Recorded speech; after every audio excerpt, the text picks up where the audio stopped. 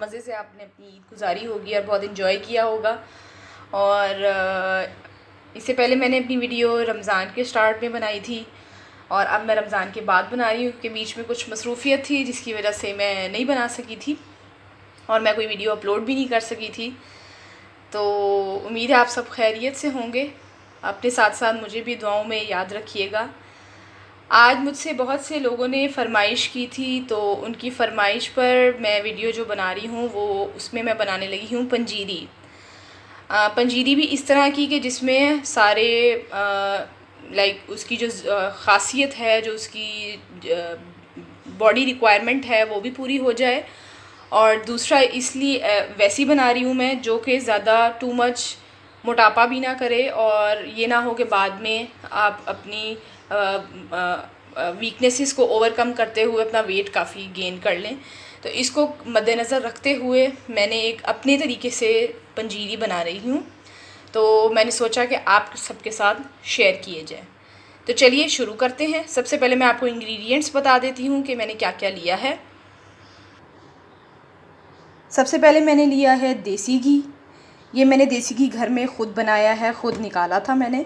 ये तकरीबन 4 से 5 टेबल स्पून्स के बराबर है, क्योंकि मैंने इसकी ये मैंने कम इसलिए लिया है ताकि जो है वो जितनी रिक्वायरमेंट है वो भी पूरी हो जाए, मगर साथ साथ बहुत ज़्यादा वज़न भी जो है वो गेन ना हो इसको यूज़ करने की वजह से। फिर मैंने लिए हैं तकरीबन 1 पाव बादाम लिए हैं। नट्स मैं ऐसा ज़्यादा ऐड नहीं करूँगी क्योंकि गर्मी काफ़ी है और ये तो आपको पता है पंजीरी जो है वो ज़रूरतन खाई जाती है और बहुत सी ख़वातीन की इलनेस, स्पेशली जिनके मिसकैरेज हों या प्रेगनेंसी के बाद जो है वो इसको खाया जाता है ताकि जितनी बोन्स वगैरह इससे स्ट्रॉन्ग होती हैं और जोड़ों का दर्द, अगर ख़ास स्पेशली कमर में अगर कोई दर्द वगैरह है तो उसको क्योर करने के लिए और दोबारा से ज़रा ताकत के लिए जो है वो इसको इस्तेमाल किया जाता है।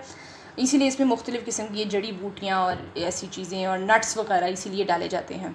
मगर मैं सिर्फ बादाम डालूँगी क्योंकि मेरे ख़्याल में सबसे बेसिक और सबसे मोस्ट एसेंशियल नट बादाम ही है कि अगर हम खाली वो भी जो है वो रोज़ 7 बादाम भिगो के खा लें तो वो भी काफ़ी फ़ायदेमंद होते हैं और ज़्यादा फिर गर्मी का असर भी नहीं होता। इसके अलावा मैंने लिए हैं फूल मखाने। ये भी तकरीबन मैंने 1 से 1.5 पाव तक के करीब लिए हैं। उसके बाद है गोंद, ये है तकरीबन ये भी 1 पाव के बराबर है। 4 मगज़, ये भी 1 पाव के बराबर हैं। ये है कमरकस, इसको मैंने वॉश करके, इसको बहुत आपको डिटेल में वॉश करना पड़ता है बिकॉज़ अगर इसकी मिट्टी रह जाए तो ये काफ़ी ज़्यादा नुकसानदेह और नुकसानदेह तो नहीं मगर खाते हुए आपके मुंह में जो है वो मिट्टी की करकराहट बहुत आती है, तो वो फिर इसका मतलब होता है कि हमारी पंजीरी जो है वो सक्सेसफुल नहीं बनी। इसलिए मैंने इसको बहुत अच्छी तरह मैंने एक कम सुराखों वाले बर्तन में डाल के इसको बहुत अच्छी तरह वॉश कर लिया था और इसमें जितने स्टोन्स थे उनको मैंने अलग कर लिया था। ये है 2 टेबल स्पून सूजी मैं ज़्यादा नहीं लूँगी क्योंकि सूजी जो है वो बेशक के बहुत अच्छी होती है मगर ये वेट गेन भी बहुत करती है, इसलिए मैंने जस्ट 2 टेबल स्पून लिया है कि सिर्फ मेरी क्वांटिटी जो है वो इक्वल हो सके सारी चीज़ों की, इसलिए मैं ये ऐड करूँगी। तो चलिए स्टार्ट करते हैं। सबसे पहले मैंने कढ़ाई रख ली है चूल्हे के ऊपर, जैसा कि आप देख सकते हैं। अब इसके अंदर मैं थोड़ा सा देसी घी ऐड करूँगी। आप बेशक चाहें तो इसके साथ ऑयल को भी कंबाइन कर सकते हैं, मगर सबसे अगर आपको इफ़ेक्टिव चाहिए तो देसी घी जो है वो, क्योंकि आपका जो मकसद है अगर आपने उसके लिए बनानी है तो उसमें आप देसी घी ही यूज़ करेंगे। अब मैं इसके अंदर ये फूल मखाने जो हैं ये सारे डाल दूँगी। फ्लेम थोड़ा सा ज़्यादा रखूँगी ताकि ये अच्छी तरह हो जाए।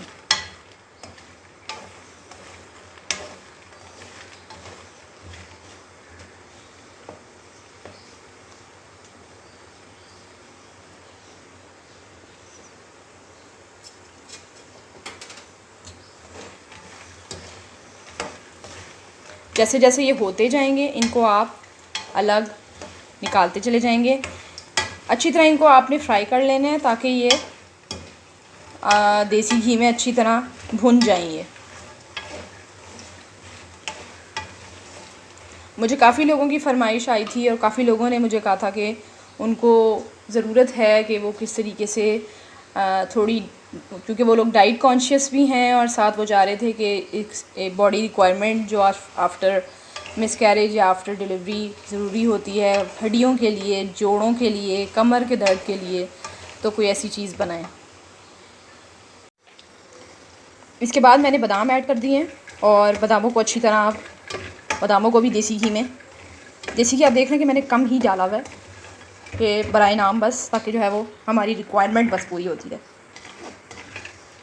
जैसे आपको लगे आपको खुशबू आ रही है तो आप उनको निकालते जाएं साथ के साथ।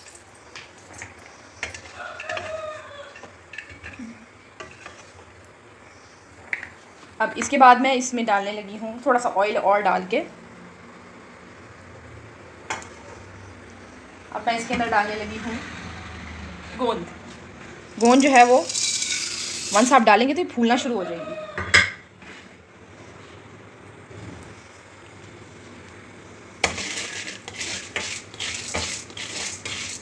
जैसे ही पकेगी तो ये फूलना शुरू हो जाएगी।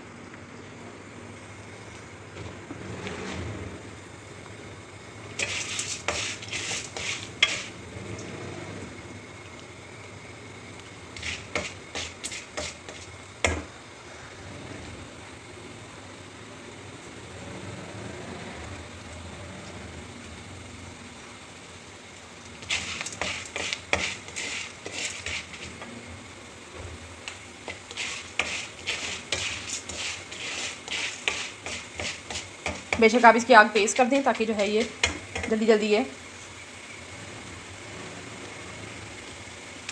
फूलना शुरू हो जाए।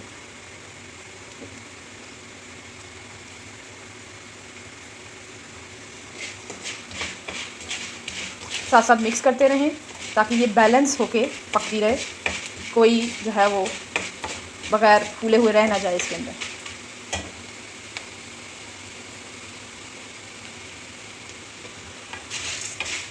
अब आप देख सकते हैं अच्छी तरह फूल गई है, अच्छी तरह मैंने इसको ऑयल में भून लिया। अब आप इसको फ्लेम आहिस्ता करके इसको भी निकाल लें।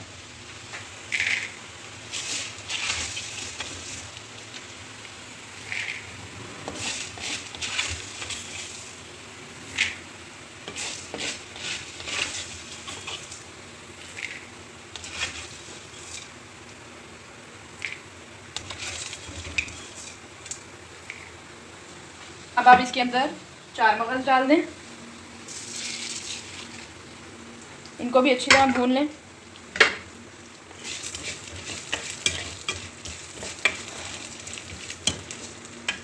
चार मगज़ जो हैं ये वैसे भी बहुत इफ़ेक्टिव होते हैं और बहुत दिमाग को भी स्ट्रॉन्ग करते हैं और दिमाग के लिए काफ़ी अच्छे होते हैं।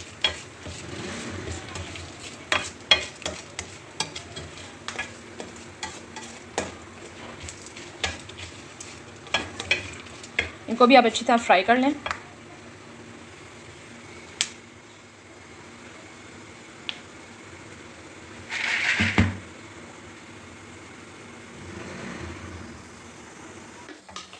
अब आप आग आहिस्ता करके इसको भी बाहर निकाल लें। आप देख सकते हैं इनका रंग, कलर जो है वो चेंज हो गया।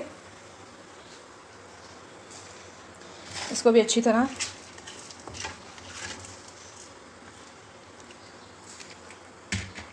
बाहर निकाल लें। क्योंकि गर्मी काफ़ी है तो मैं अगर कोई चीज़ चूल्हे पे रख रही हूँ तो वो कुछ ज़्यादा ही क्विकली फ्राई अप हो रही है।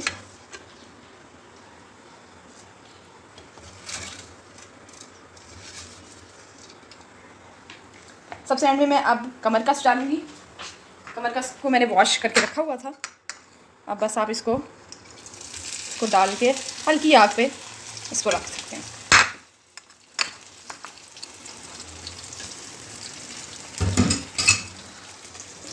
इसको भी अच्छी तरह पका लें।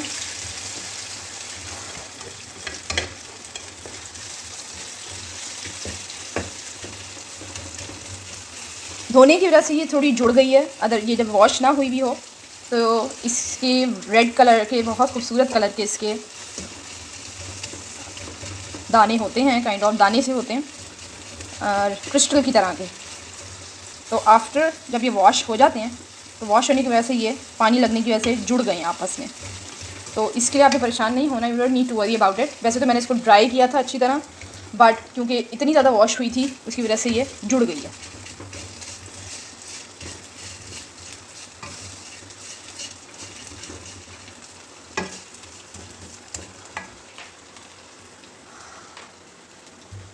ये जो मेरे सारे इंग्रेडिएंट्स हैं जिनको मैंने एक दफ़ा फ्राई कर लिया है, अब all you need to do is कि आपने इनको ग्राइंडर में ग्राइंड कर लेना है, क्योंकि यूँ तो आप खा नहीं सकेंगे। और आप चाहें तो इसके अंदर पिस्ता सबसे अच्छी चीज़ जो है वो इसमें काजू डलता है, मगर चूँकि गर्मी काफ़ी है और जिनको देना है उनको देना भी ज़रूरी है, तो खाली बादाम से भी, और वो भी आपने 1 टेबल स्पून रोज़ दूध के साथ उनको देना है जिनको भी आप खिलाएं।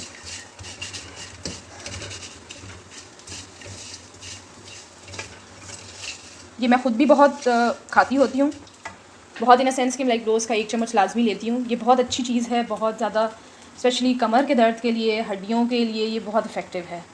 तो स्पेशली जिनको बैकबोन में दर्द वगैरह होता हो तो उनको तो ये आप लाजमी दें, मगर देनी आपने एतदाल से ही है, ये नहीं कि आप 2-3 चम्मच जो है वो आप, ठीक है सर्दियों में और बात है, सर्दियों में आप खा सकते हैं 2-3 चम्मच भी, मगर अब चूँकि गर्मी है तो मैं इसको रात को जब मैं सोने लगती हूँ उससे पहले दूध के 1 कप के साथ मैं इसको 1 टेबल स्पून बस ले लेती हूँ रोज़ का।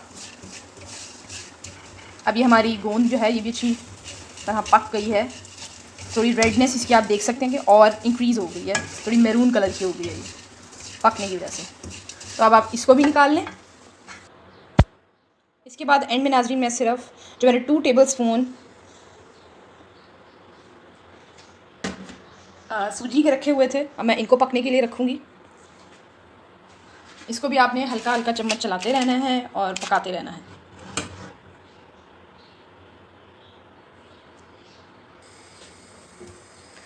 बाकी जो मेरी चीज़ें हैं वो जो हमने अच्छी तरह भून ली थी उनको मैंने थोड़ी देर पंखे के नीचे ठंडे करने के लिए रखा है, ताकि जितनी देर में मैं ये सूजी को भून लूँ उतनी देर में वो ठंडी हो जाए, क्योंकि हमने ग्राइंडर में उनको डालना है, तो ग्राइंड करने के लिए ठंडी हो जाए वो अच्छी तरह।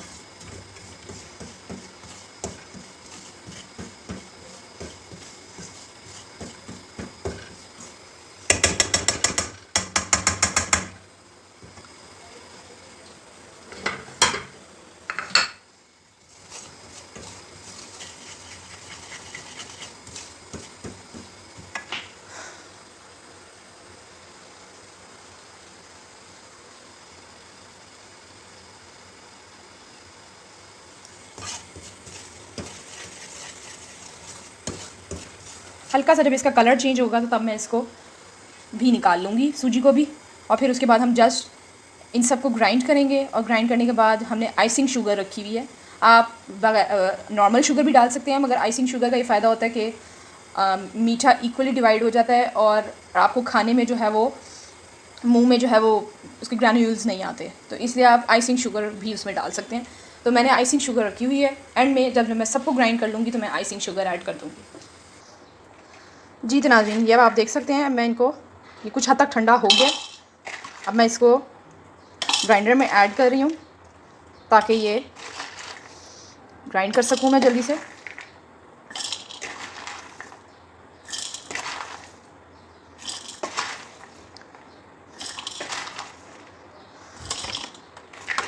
इसमें बहुत सारे नट्स जो डलते हैं वो इफेक्टिव तो बहुत होते हैं और बहुत अच्छे भी होते हैं और एसेंशियल भी हैं कि डालने भी चाहिए, बट चूँकि बहुत गर्मी है इसलिए मैंने ख़ुद जो है वो सिर्फ इम्पॉर्टेंट इंग्रेडिएंट्स ही ऐड करना चाहे हैं, ताकि जितने ज़्यादा नट्स डले होंगे उतना ज़्यादा ये ना हो ज़्यादा गर्म हो जाए और उल्टा बजाय फ़ायदा देने के नुकसानदेह हो जाए हमारे लिए।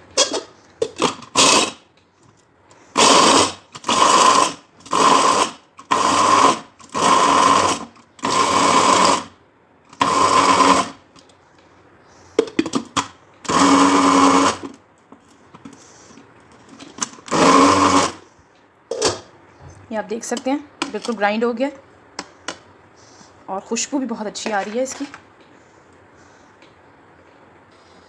जी तो नाज़रीन अब आप देख सकते हैं कि मैंने इसको सारी को अच्छी तरह ग्राइंड कर दिया, और मैंने कढ़ाई में इसलिए डाला है ताकि जो कढ़ाई में हमने भुनी हुई सूजी रखी हुई थी उसको तो ग्राइंड करने की ज़रूरत नहीं होती, तो मैंने कहा एक बार देसी घी के अंदर इसको ओवरऑल को दोबारा मिक्स कर लिया जाए अच्छी तरह, और सूजी भी ताकि इक्वली इसमें मिक्स हो जाए।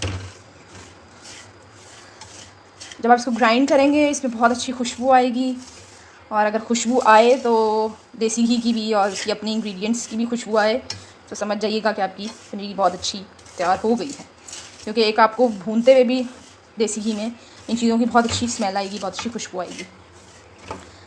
अब जैसा कि मैंने आपको बताया था कि एंड में बस मैं आइसिंग शुगर डालूँगी, तो तकरीबन 1 पाव के करीब ही मैंने ये 1 से 1.5 पाव के करीब मैंने आइसिंग शुगर रखी हुई है।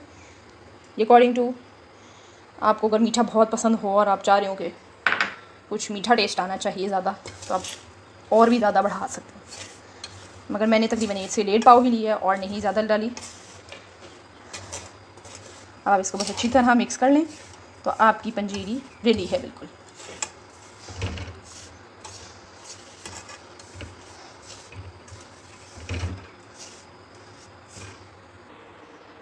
जी तो नाज़रीन, आप देख सकते हैं हमारी पंजीरी जो है वो बिल्कुल रेडी है। अब आप इसको ठंडा करें और उसके बाद आप बेशक किसी भी जार में इसको डाल कर रख सकते हैं।